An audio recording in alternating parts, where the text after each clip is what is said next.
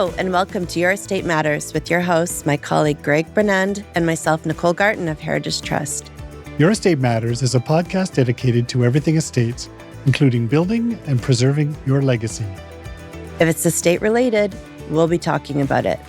We're having the conversations today that will help Canadians protect their families, their assets, and their legacies tomorrow.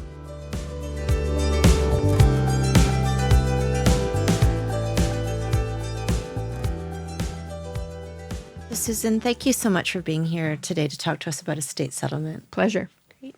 So maybe you can start by telling us, how did you get into this line of business? Well, I think there's a lot of things that have happened in my life, personally and professionally, that sort of led me down this road and is sort of responsible for me and TNAS being where they are today. I lost my father unexpectedly when I was 25. And I have had two brothers pass away, both on life support, with me being the person that had to deal with it because everyone else in the family just sort of couldn't deal with it.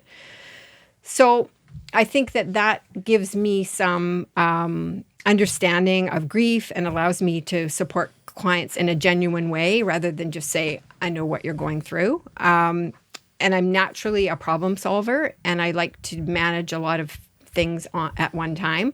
So that all kind of fits in with, the service that we provide. And I really do feel like the work is necessary and meaningful, and that is a real gift that you can do something like that, and you're not just going to work and feeling like you're not making someone's life better. So that's kind of a roundabout way of how I got where I am. Susan, what does True North Executor Solutions do? Many things. We have come up with a variety of solutions to problems that are common and uncommon in this sort of situation. We deal with trust officers, executors, and families, and we try to deal with the complicated matters and the simple matters, and the accompanying stress and grief that goes along with that for some of the people that are involved. We like to try to always be thinking about improving and what sort of things would be necessary. And we've basically figured out pretty much everything from A to Z. Some things come along and then that's a new experience that you've learned how to deal with something else. I'm dealing with fish right now that are thriving so far, but they've been badly neglected. And I need to figure out what am I going to do with these fish. Well, you certainly have to have a large Rolodex when you're in your position. What are some of the most challenging tasks you're asked to assist with? Well, the fish would be one of them. Hoarded environments are very challenging for a variety of different reasons. It can be unsafe. Staff gets very tired emotionally and physically, so you kind of have to keep your energy going. Quite often, I'm dealing with realtors, and realtors are expecting that houses be prepared in a timely manner to go onto the market. And sometimes that's easier said than done. And the reality of what you're faced with is not always acknowledged. So, that can be challenging. Sometimes we deal with folks that are combative or uncooperative, and they don't really understand because of everything that they're going through that we all have a job to do and there's a common goal and that we're there to make it easier, but sometimes they really don't want to, whether it's providing access or providing documents or some kind of explanation about where something might be or, what's been happening before we get involved. So tell me about the hoarding. How common is it? And what are the scenarios where you see that sort of issue? It's more common than you know. There's a lot of folks, young and old, who have dealt with events in their life in that way. I have personally found that there's lots of people who lose someone in their life, and for some reason that is some sort of an event that causes them to hang on to what is in their environment. And I used to think it was, really sad, but this is the comfort that they have in their space. And Some people can be very, very clever about hiding that from others. So it's always difficult if there's children or other family members that become aware that this is the way that this person has been living. But yeah, it is fairly common. So what do you do when you encounter a hoarding situation? Like, is that different than a typical cleanup, or what's involved when you encounter that? Well, first we have to go in and do a safety assessment. Generally speaking, it's more severe than just dust and neglect. Lots of times there's rodents, so you have to deal with that sort of biohazard, rotten food, water damage, water leaking. One particular hoard that we had, we found a dead cat in the basement, and the older gentleman lost track of the cat and just replaced it and didn't go down to the basement. So that's a bit startling to see that. So you referenced the people that were more cantankerous or difficult to deal with. I know in some estates you've helped Heritage Trust with, you've stick-handled neighbors, you've managed people showing up in properties. Like, how do you manage those higher conflict situations? And can you give us examples of what you've encountered and how you've dealt with it? Sure. Well, I try to always use my empathetic patient personality to realize that these individuals are struggling with, in many situations, what is a potential change for them. They know that when things are ready to proceed, and inevitably it will be a change of life for them. Most commonly, they'll be, relocating. I have had recently, there was a woman who was outside of an estate that I was working at, and she was very upset. She was screaming and pointing and using foul language. And she wanted to say that the trust company had no business to be in the house. And of course, I had documentation to support what our role was and that we had authority to do so. And my staff was fearful because she was writing down license plates numbers and taking pictures of them. And I just told them all just to stay in the house. And I went down and, was polite and friendly. And she did feel a little bit, I guess, more confident that we weren't doing anything. We were there to do an inventory. And she was concerned that there was items in the house of immense value, which we did not find. And, wanted us to know that she had a stake in what was happening. And so that's one example. We've had people not answer the door. Trying to think. Yeah, just that sort of stressed, antagonistic reaction to our visits.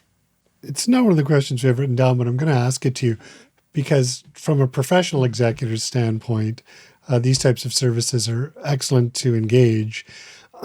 And it's because of the record keeping in contentious estates. Now, if you're having family fights or whatever. Now, can you speak a little bit about some of the things you do and provide executors by way of record keeping, photographic evidence, these types of things? Mm-hmm, sure. Well, one of the things that we do is we always go into a home with another staff member, which allows for us to have two sets of eyes and also have some accountability about what we find when we enter the residence. Mm-hmm. We take photographs of everything. We do inventories if asked, and that's becoming more and more common because there are people that are making allegations about things that were in the house that are not, or things that are in a better condition or have more value than is the actual fact. So that part of it is very important. We go to banks and do inventories of safety deposit boxes, although that is a very secure environment and the chances that someone had gone into the box would be, nil. But it just sort of speaks to the whole figuring out what is in this estate, what is the value, where is it, and what condition is it in. Now, yeah, you've often produced, for some of our estates, quite extensive photographs of properties and what's on the property and the condition of the property when you've arrived. And then it's been very helpful when others inquire about, oh, that was there, and well, it wasn't there, Yeah. or it's been towed, or it's been. Do you ever have to interview neighbors or things like that about where things have gone? No, I did have a situation where there was a death. A father died, and the executor was out of town. She had several siblings, and asked on a compassionate basis if she could come and stay in the father's house. So this the executor allowed her to do that, and in the night, captured on the neighbor's camera were the other three siblings coming into the home and basically removing everything from the home. Not uncommon, unfortunately. A And vigilant neighbor is your friend sometimes. yeah, and then this is why it's important to have when you do appear on site. If you do talk to neighbors, they're often friendly and will contact you, but also to have the record, because then it's undeniable. We had photos of it; they're gone. Where have these items gone? And so that is invaluable. So one of the things I think we love about this business is the human story and the human journey. And I think I certainly know matters we've worked on, but I can only imagine other files you have. Like, what are some of the most interesting scenarios or some interesting stories that you've encountered in doing this work? We once found over $100,000 in silver bars in a hoarded apartment. So that was very exciting because we just found it, and then there was just more and more and more in every drawer so we had it appraised, and it had a value of over $100,000. So that was very interesting. One estate recently, we had people that had a polar bear rug with a beautiful face, and they all felt underneath, taxidermied, of course. So the first thing we did was contact conservation, because they're on the prohibited list. You're not allowed to sell them. So we did a little bit of detective work again, and discovered that the rug was 40 years old and was taxidermed in Churchill, Manitoba, of course. The taxidermist had long since passed himself, and we were able to establish confirmation from the conservation people that because it was 40 years old, that it was allowed to be sold or donated. So that's what happened.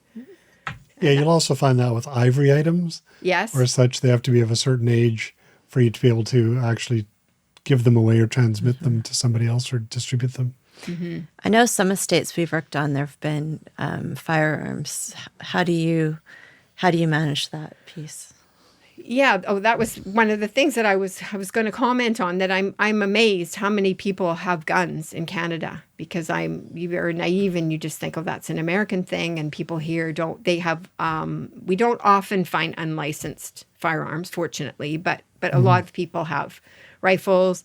We've had estates where we've had the resident is a 80 or 90-year-old lady, and she has a current license to own these firearms. And so fortunately, my partner in life and business, Andy, he has all of the licenses to carry and transport guns. So he's actually going tomorrow to an estate to pick up, put special clips on and pick up and transport some firearms to an auction house.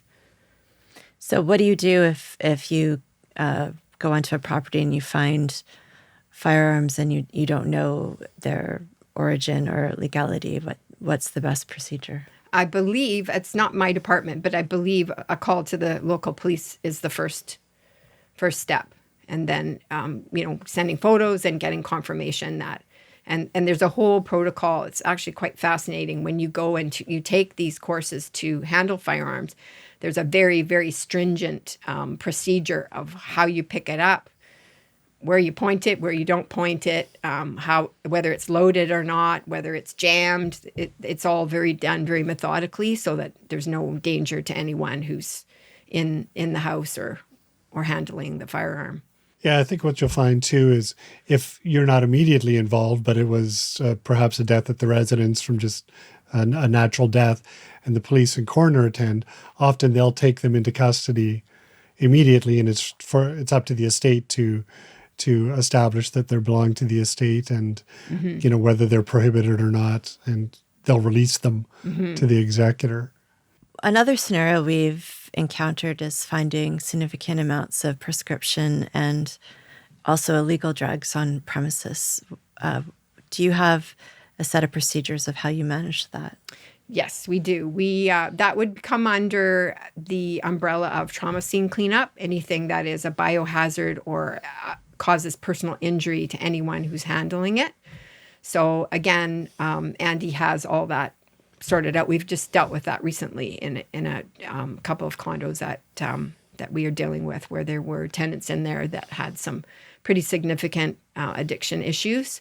So we've got all the proper equipment, the tongs, the gloves, the little containers that you get from the pharmacy to put sharps in. Mm-hmm. And we don't allow our staff to go in until we're sure that that's all been dealt with.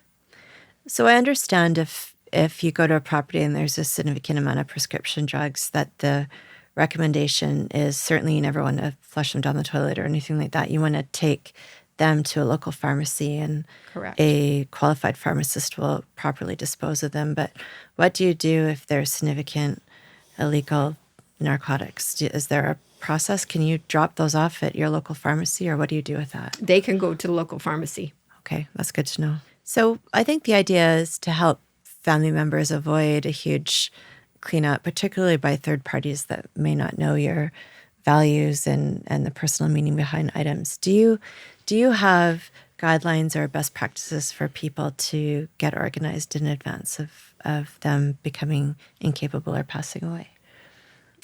Yeah, I mean, we all know in a perfect world, everyone has a will and everyone has dispensed with things they don't need or want. So I think I've had a lot of people say to me, because we are starting to get requests for almost like a pre-need service. So the parents would, decide, or I've got a client who's basically written in his will when he passes away that he wants our services to come and deal with things. He's an older man, no children. But, so we're getting these kinds of requests, and it's families are challenging right now. The kids, they don't want their parents' stuff generally. The daughters and the granddaughters of the baby boomers, they don't want bone china teacups. They don't want a china cabinet.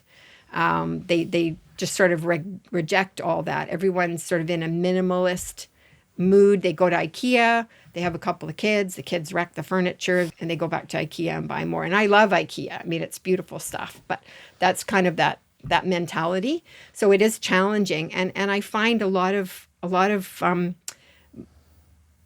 parents, it hurts their feelings that nobody wants it, so they just avoid it. They don't discuss it. The kids don't have a weekend to spare to come and say, well, let's all put the barbecue on and go down to the basement and help mom and dad figure out what are we going to do with the newspaper of the moon landing. Nobody wants it. Everybody thinks it's worth thousands of dollars, which it's not. The guy next door has got the same one in his basement. But so it's challenging. There's a lot of guilt with people that know that their kids are going to have to deal with a lot of stuff when they go. And some people are very motivated to deal with it, and others are not. It's complicated. So do you have tips or best practices? Say you're a child with aging parents and they've got a house with a lifetime of possessions. Do you have any feedback on how they can coax their mom and dad to start working through it? Of course, yeah. I mean, if the relationship will hold that sort of conversation, there's an organization in Ontario, which I belong to, and it's called the CICEA, Certified Executor Advisors. And that is their whole marketing strategy, is that their client is the executor. It's the son or daughter who knows that their parents are, getting older, and that when they pass or go into care, that it's going to fall upon them to deal with everything. And there's 17 different parties or facets of estate settlement, from realtors, funeral homes, the whole thing. And they have to touch on all of it.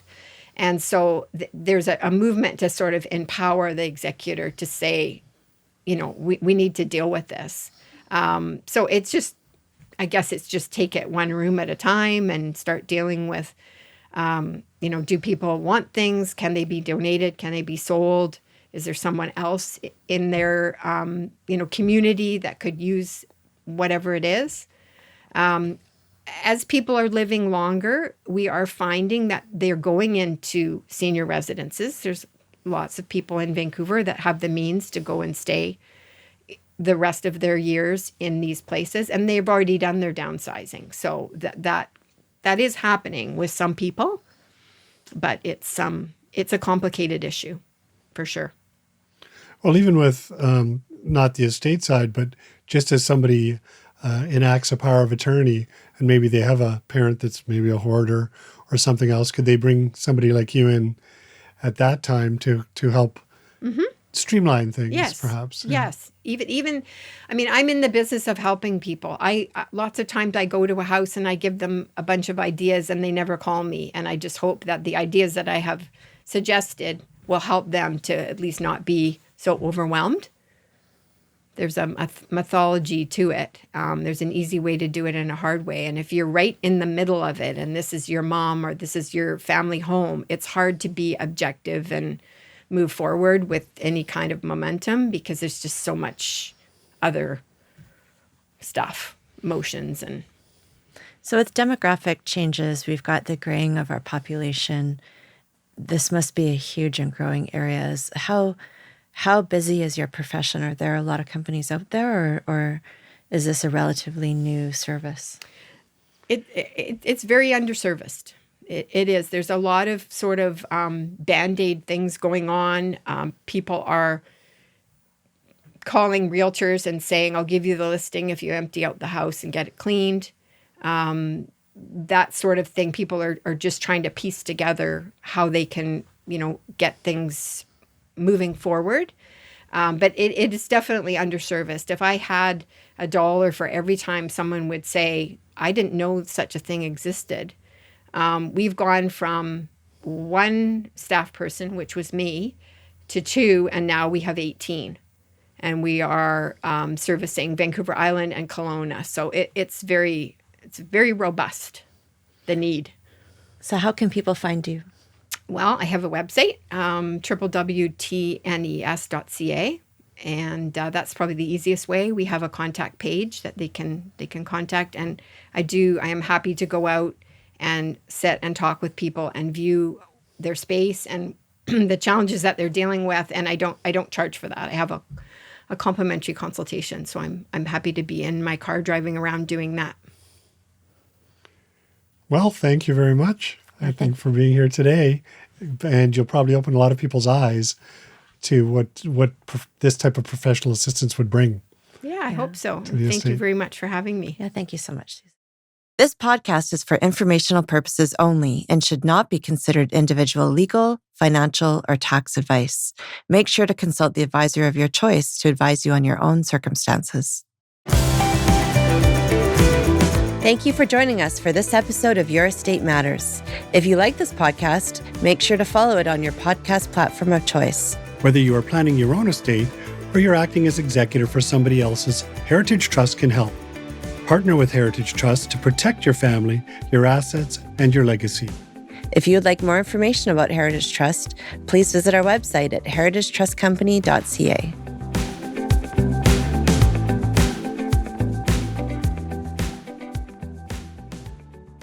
This podcast is produced by Podfather Creative.